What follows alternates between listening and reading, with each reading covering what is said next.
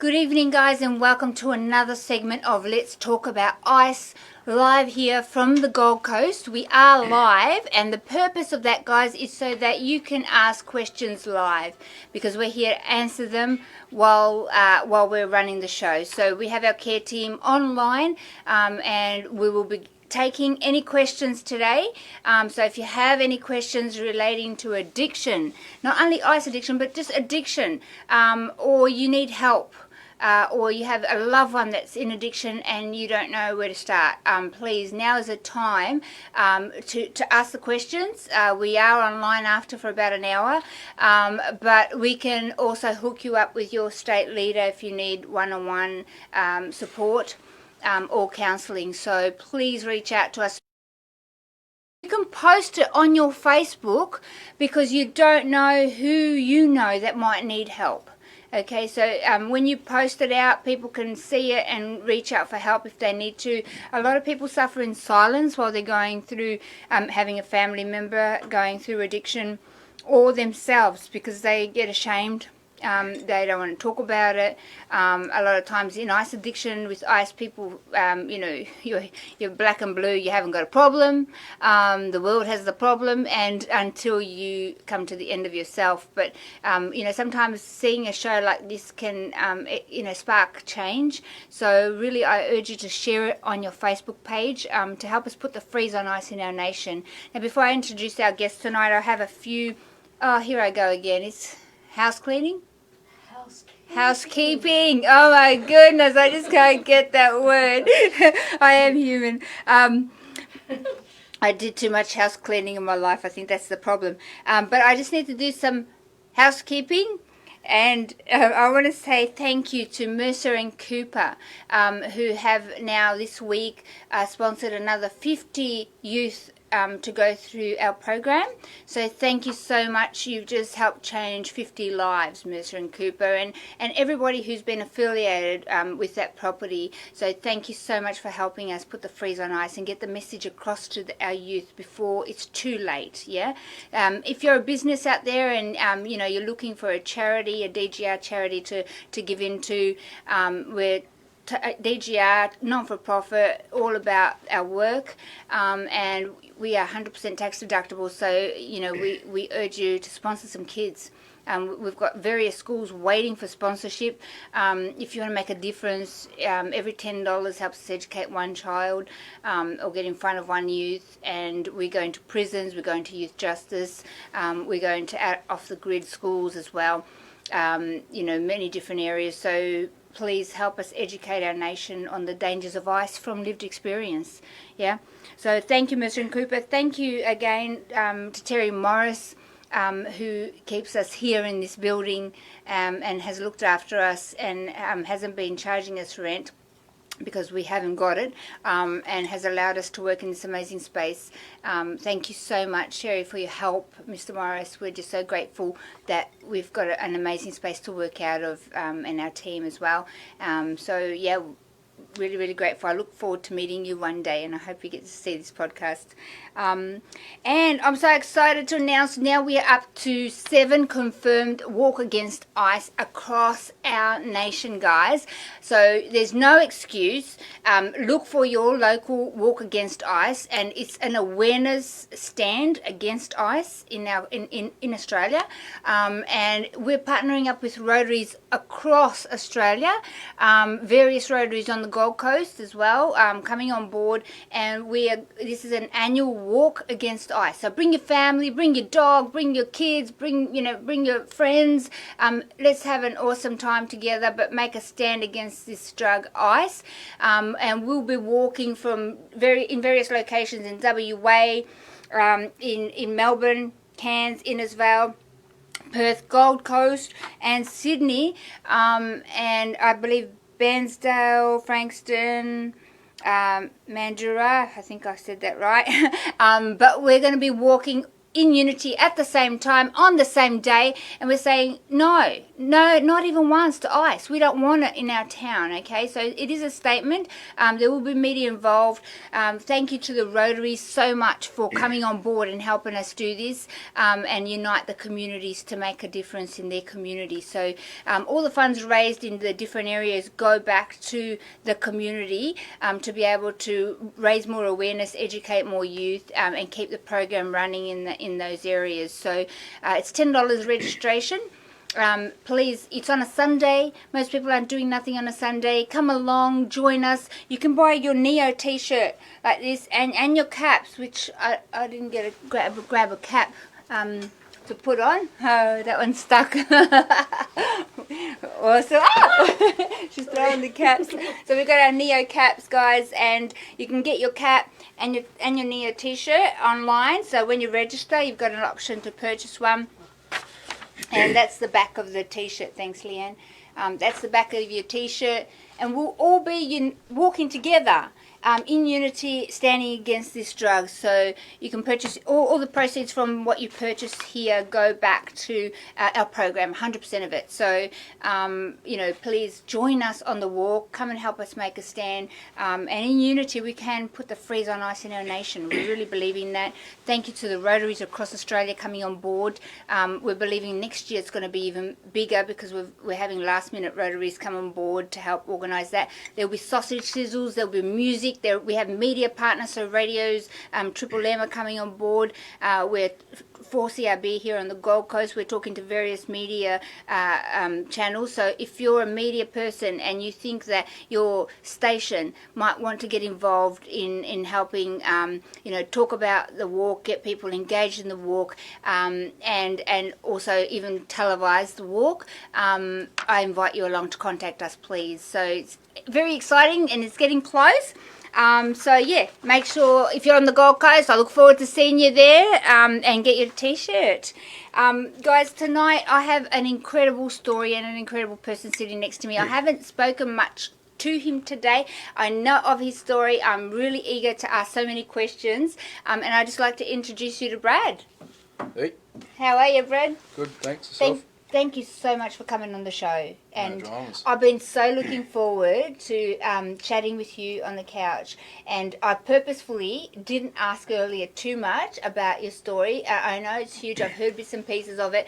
But, I'm just in awe that you and your partner have been able to come out of that scene, and you're both two amazing individuals. Guys, I work with your partner and she is amazing, and she's part of our team here, and when she told me, no, me and my partner were able to come out and we're doing life and it's awesome and we've been clean for ages, and I'm like, man, that's so unheard of, you're really blessed.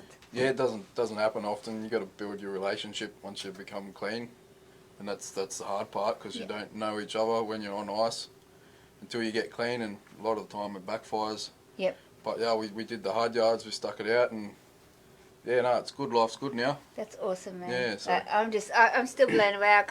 I don't hear that very often, because ice really destroys so many families and so many relationships, because when you're in that world, so many things happen that, to get over those things, a lot of times it's so difficult. But I think the hardest part is trying to think of new conversations between each other, because you were always talking about getting on gear and going to see this person and getting stuff from here, and then you come out of it trying to get clean and you don't know what to talk about, so then you got to start making new memories, and it's a lot of work to get where you got to get, but definitely worth it. So that's awesome. Still putting up with her now, so it's alright. She's beautiful.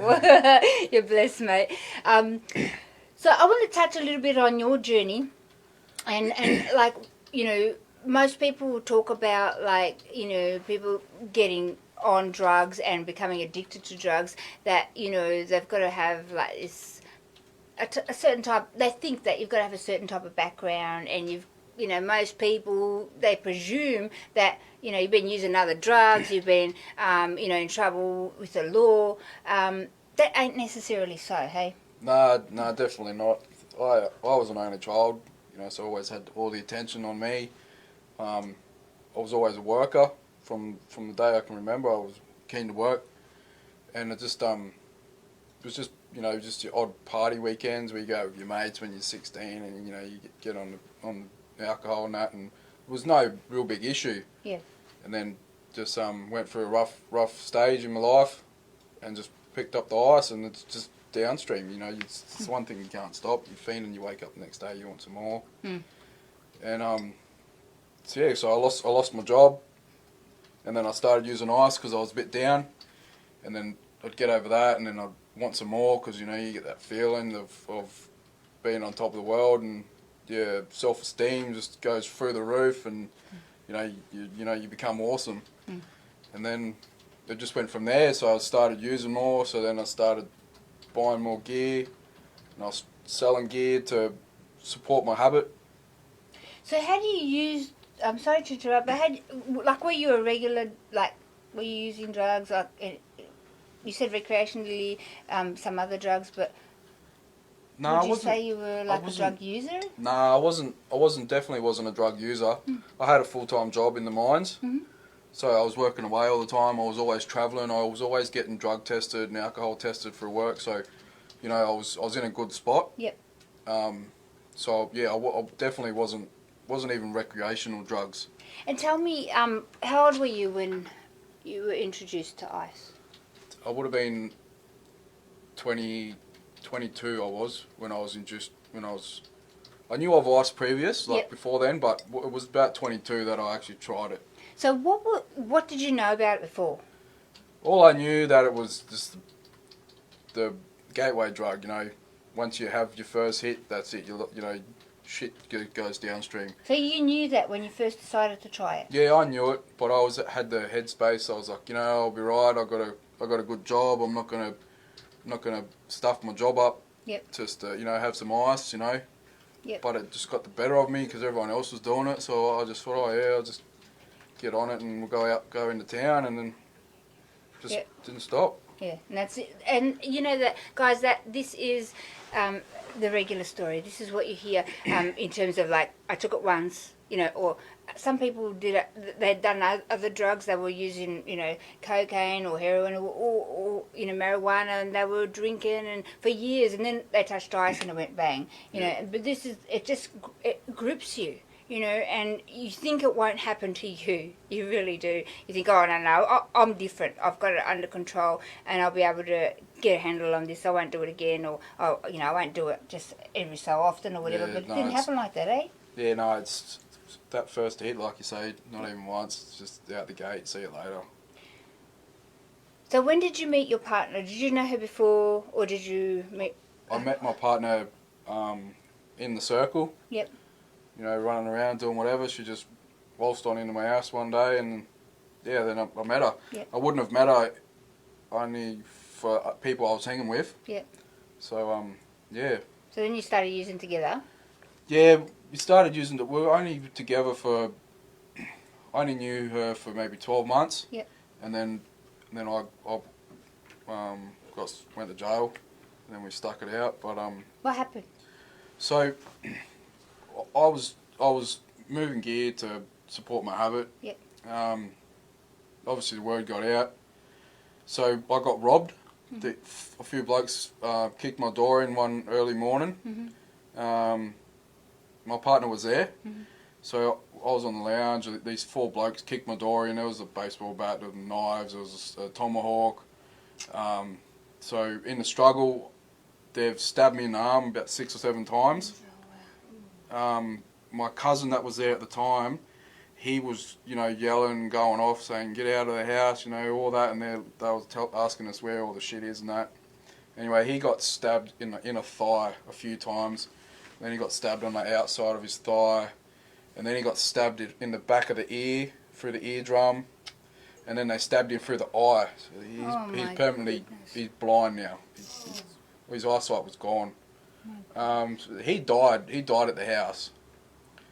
But only because I think because he was so far off his head, the ice kind of you know, just kept him hanging on. Yep. You know, it's still a bad drug, don't get me wrong, you know, but yeah, he died that night. Then they resuscitated, you know, gave him all the whatever they do and Oh my goodness. brought him back to life. And my partner was upstairs while all this happened. She was actually asleep and woke up halfway through it. Yeah. So then the coppers come on the scene. They obviously went through my house, found, you know, whatever was in there. I got bail for that, and then got on ice even harder after that because I was paranoid that people were looking for me. Was couch surfing wherever I could, sleeping in my car. You know, it got bad, and then I went back to the house because I had nowhere else to go. Yeah. And then I got raided there again.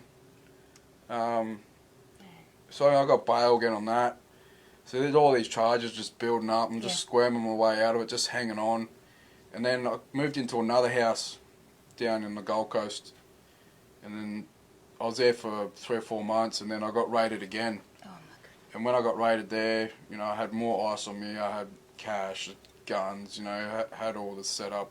It comes as a package, doesn't it? It does. Crime, violence, you know, death. You know, it comes together. This is part of Ice World, and people don't realise the minute they say, "Oh yeah, I'm just going to have some fun, and I'm just going to hit up once," you know, and it won't happen to me. You end up in this place, you know, that you are surrounded with violence and crime and prison and death and, you know, suicide and mental health, you know, issues, and it's a scary place to live. Yeah, you don't even realise that you're breaking the law or you're doing things wrong. But from the minute you wake up to 5 days, 6 days later, when you finally go to sleep, every 20 minutes you've done something wrong that you shouldn't be doing. Yeah. You know, just you just, you know, it's just you can't stop it. Yeah, a downward spiral, because I mean you went from, without being able to use your logic, rational decisions, because ice hijacks your frontal lobe of your brain. You're just going from minute to minute to minute, and it's you know, it's a spiral going down and of tragedies and disasters. You know, I mean, fancy being in a house and all this going on. What were you thinking? Well, I thought I was gone for. Yeah. I thought I was gone. I remember seeing the corner of a knife come down through the corner of my eye and was heading straight for my rib cage, and I just, natural instinct, I just put my arm down. Yeah. And I to this day, if I didn't do that, I wouldn't be here right now, because they would have punctured my lungs and I would have, you know, That's incredible. I would have I don't know, yeah, would have died. Yeah. Would have been gone. But I bet you didn't think that by saying yes to that first pipe that all of this was going to go on. No, not a chance. Yeah. Not a chance that I would have thought it would have ended up like this. So but after that incident of the raid in the house and the stabbing and all of that going on, I don't know, but, you know, people out there might go, well, did you want to, like, I want to get out of that world? Did you want to get clean, or? So, I remember talking to this bloke I was knocking around with at the time. It was just before the last raid happened at my Gold Coast house. And I remember saying to him, you know, I'm over this shit. Yeah. You know, I said, you know, look what I come from working. I had all the money I could ever wanted, you know, working in the mines. I had a good car, had a good job, you know, my dog. I had, everything was good, you know. Yeah. And I remember saying to him, I want to get out. I said, but I can't. Yeah. I know that once I'm out of this ice, I'm just going to have to go get more, because someone's going to text me and then I'm going to be back in it, you know. I wanted to get out, but I couldn't get out. I didn't know who to talk to. Yeah. My brain was that fried. You know, for me to get in the car, go down the shop and get a bottle of water, I had to take my bag with me, had to take bloody phone charger cords. I had to take all this crap that was just absolutely unnecessary. Yeah, yeah. It was just fried. Yeah. I couldn't function, couldn't do anything. I'd just crab out sitting on my lounge at the house. Can you explain to the people at home, because I know what you're talking about, but they may not, what does fried mean? Fried. You know, how was that for you? What was going on? So the way I can describe fried was, you know, you know in your head you need to go down there, go down to the shop or whatever, you need to go do whatever, but you physically cannot get up, pick up your phone and go to that place. Yeah. You stuff around for half hour, 40 minutes, and then you go do something else and you think you need that, but you don't need that, and then you know, you just can't get up and go do it. Yeah. Everything just a is struggle. Say. Yeah. It becomes like a big washing machine. The whole thing, like, you know, you don't know what you're doing, and nothing makes sense. You know, No. it's a real mess. No, it was a shit place to be. Yeah, it's a horrible place to be, and this is what, you know, people don't realise out there. You know, so many people saying yes. You know, I'll give it a shot. It won't happen to me. Or, you know, the 480% increase in meth found in our wastewaters over 6 years. Another 12% rise earlier this year from January to April in meth found in our wastewater. So that's hard evidence there. So the problem's not going away. It's people are continuing to use and get on it. Don't you hear what we're saying? You know, it is a hell. It's an entrapment. It's not what it looks like. It's not what you think. You know, Brad's here sharing the truths of his journey and hope that you know, you can share this, please. Because we want to warn all our youth out there. We want to warn all our adults out there. I was 40 when I, you know, said, oh, it's no big deal. It's just a bit of a pipe, you know. Yeah. You know, you sit there and you say, you see people that have been on the ice and you can see what it's doing to them while you're having a pipe. You know, and then people say it's going to grab you.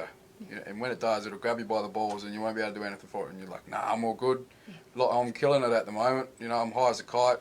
You know, I got my fresh shoes on. You know, I'm having a ball. I've got no money in my bag, but I got a pipe loaded, so I'm sweet. Yeah. And then one day you wake up and it's got you. It's got you, and that's you right. just can't get out of it. Yeah. So, what happened after the raid? Ooh. Sorry. Question, okay. We'll attack that in a minute. What happened after the raid, Brad? So you had a chat with your friend and you said, I want to get out of here, but you couldn't. Yeah. So then what happened? So I got raided. You moved to the Gold Coast and stuff? And Yeah, so I was at the Gold Coast, I got raided. That was it for me. I knew I was going to jail. You know, they got me with a lot more stuff. That was, you know, to support my habit, you know.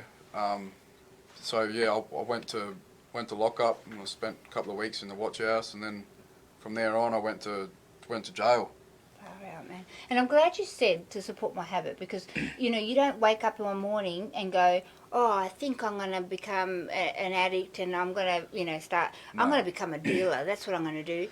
You know, become a trafficker of drugs. And, you know, you don't wake up and do that. No.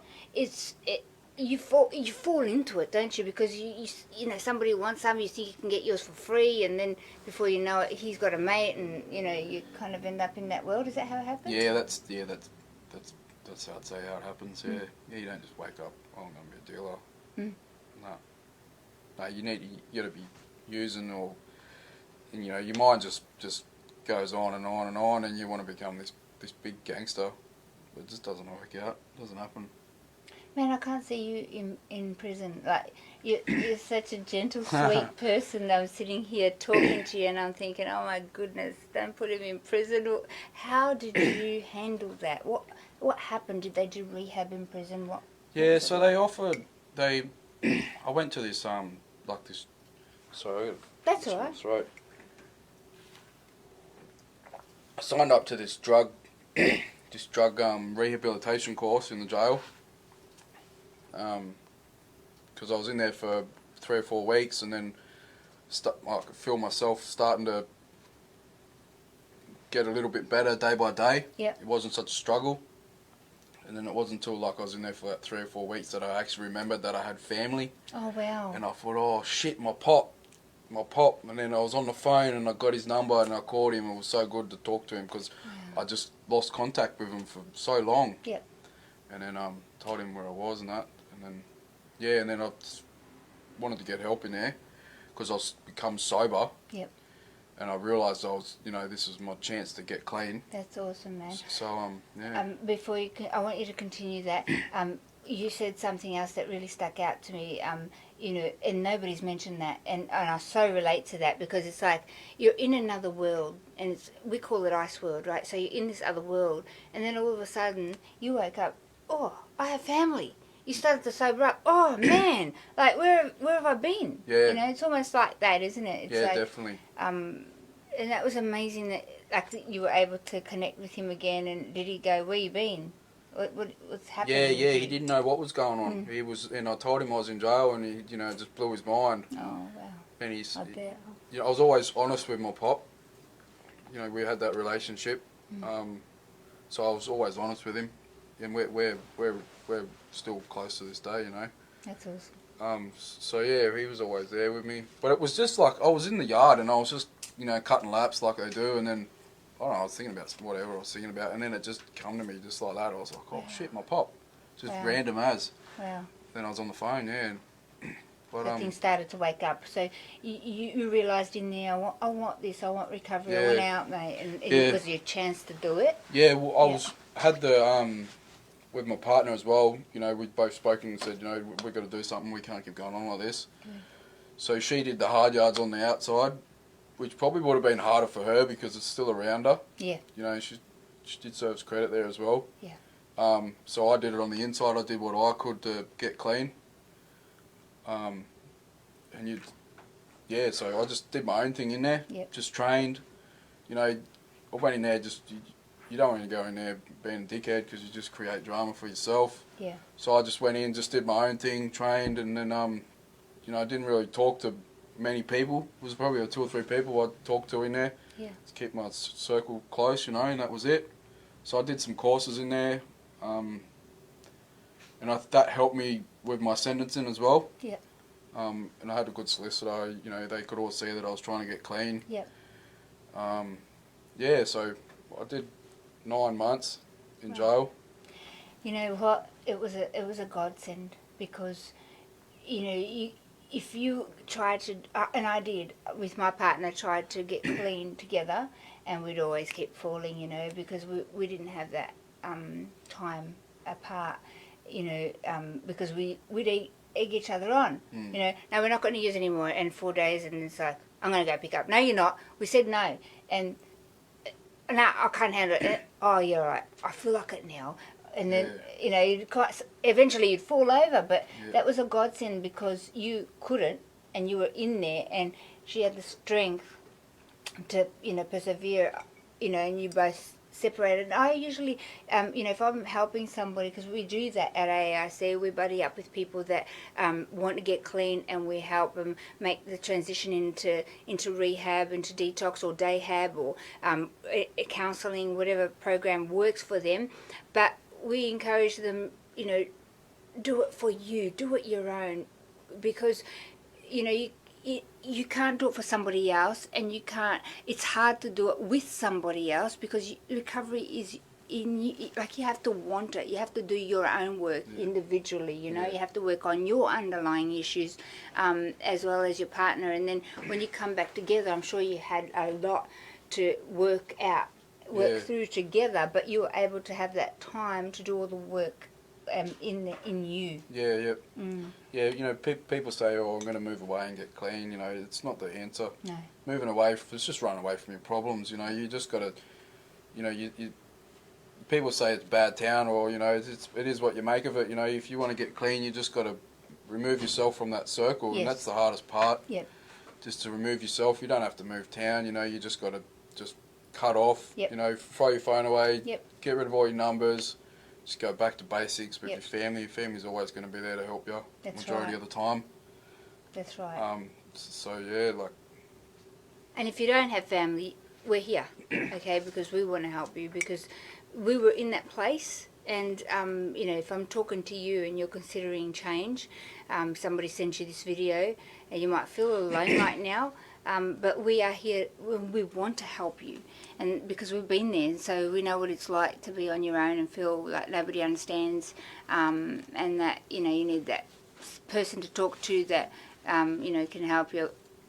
When you're hitting that hard place that you're like, yeah, right, I'm going to go use because I can't do this.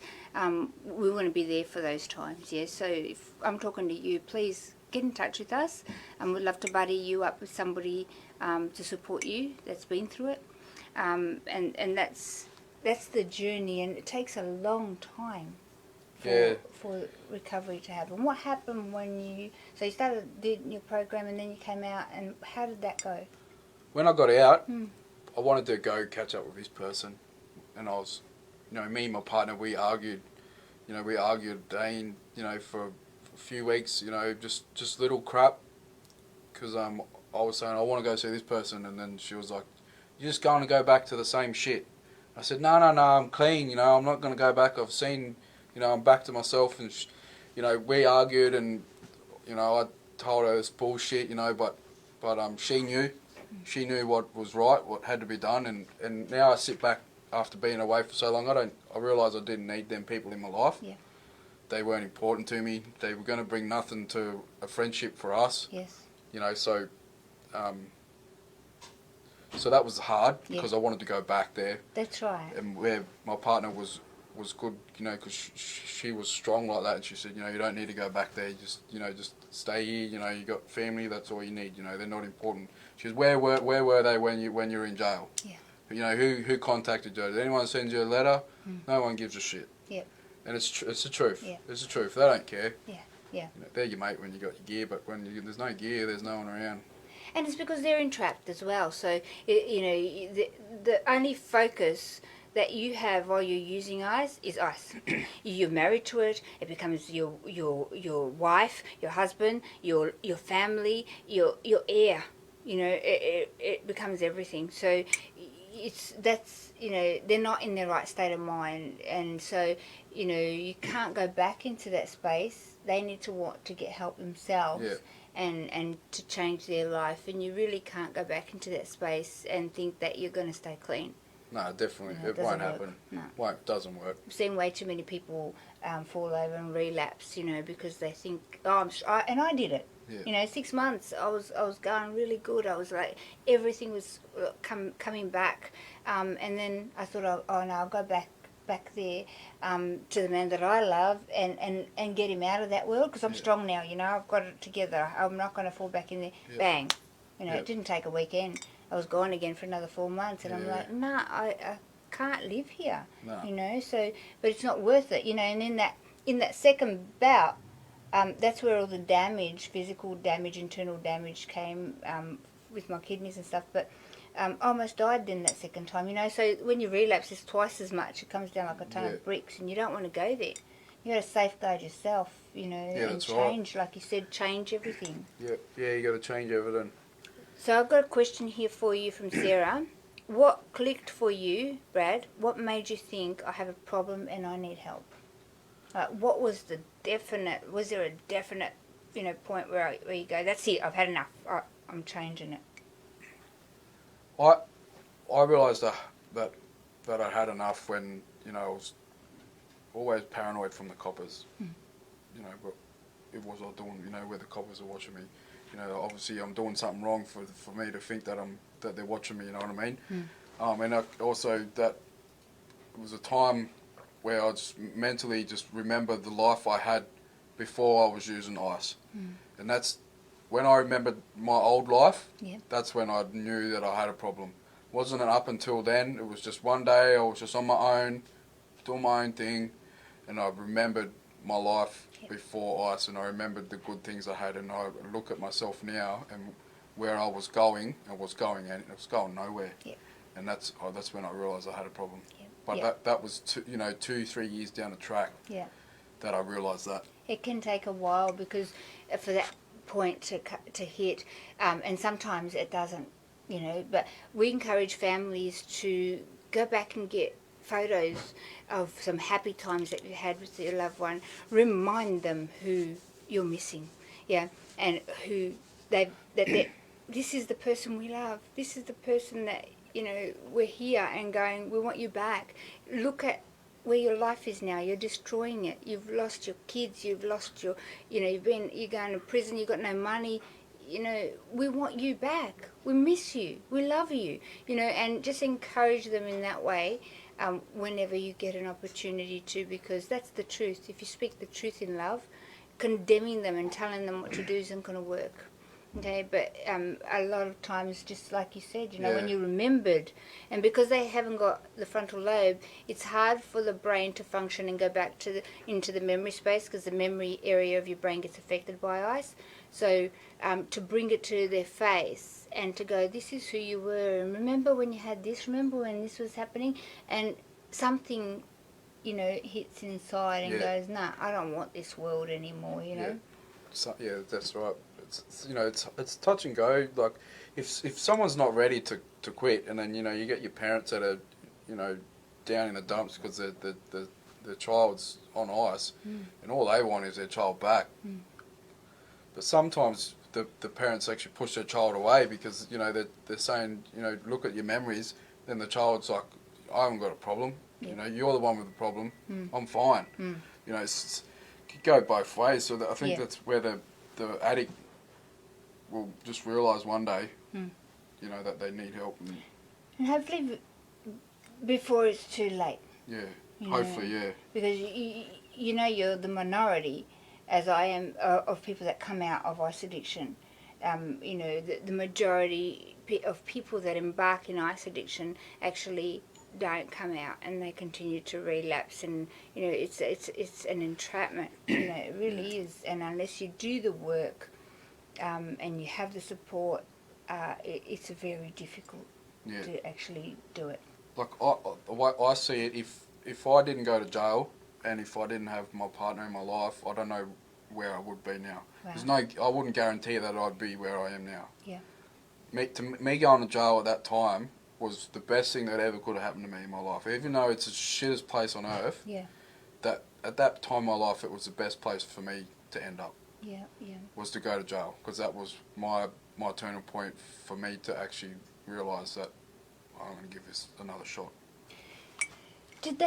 What kind of program did they do in there with you, Brad? Did they do like everyday rehab? Like, what was the program like? It was more like a classroom, and it was just like a discussions, and you talk about things you've done, and they, you do like these little assessment kind of things, your questionnaires and that. I didn't think it was too in depth. Yep. I didn't think it wasn't all that good. Everyone in there is in there. A lot of people need to go in there to stuff around and to see other people. There's only like a half a dozen people that actually want to give it a go. Yep. But I think the course was good in a way, but I think it could have been a bit better. Just putting it out there. What do you think could have been better? Like, when you come out, did they have a plan for you when you come out? See, they help you. They talk about your goals. They talk about your past. They talk about the pros and the cons with the ice, the good and the bad. They talk about your family. So they bring all this stuff back to the surface that make your brain get ticking again. Yep. It's that long ago now. It's like I put it all in a blur in the back of my head. Like I barely remember it. Yeah. So it's like, I wouldn't really know what they could have done. I think that it's important, like, to put a plan in place for when you come out, and as well, and with rehabs, a framework of support around you, so that when you come out, what's it going to look like, and you're not in cotton wool anymore. You're not, not that you were, mate, but in rehab, a lot of times, they can be really secluded and isolated from that world. And then when they come out, it's like, it's really scary, and you don't have a plan. And if you don't have a plan, you're gonna end up, like you said, ringing the mate, and back where you were, because the surroundings and your life is the same. Like, you have to put a plan in place. Yeah, there's no real plan. Once they say, oh, here's your Centrelink, get out of jail check. And it's like $100, and see you later. If you get out of jail scotch-free with no parole or nothing, you're on the next train, somewhere else. But unless you're on parole, you got to have a house to go to, which sometimes it's even hard for some people to get that. Yep. So, you really need that support around you to actually give it a good shot. Even like coming here, people get support. Yep. I think that's where people end up back on it again, because they haven't got support around them. They've got nowhere to go. They don't know what to do. Yep. That's probably something that course could have had. Yep. A bit more help for people when they get out. When they get out, yeah. And I'm finding that, some of our team members, they do workshops in prisons, and we're getting letters from people in prison now saying, you know, the girls have given us hope. That maybe we can come and work with you guys. Maybe we can get clean.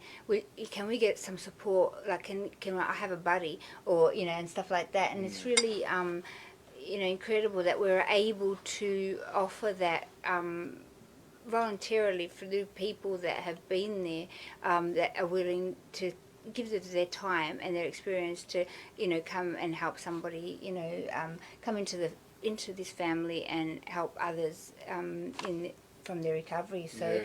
but just having, you know, somewhere to go, somebody that understands where they've been, and a lot of times, you know, they've in prison, but they've like yourself done rehab and gone, you know, I want to come out and change my life and change my friends and make a difference, you know. With I've done all this bad, I want to do some good, you know, to help the community and stuff. And so this AIC gives an opportunity for people out there who have, you know, lived in Ice World, lived in addiction, and they want to come into our family and help the community and give back. So there's an opportunity here, you know, for people to reach out, to come to, and a lot of support, because we're like a family, you know.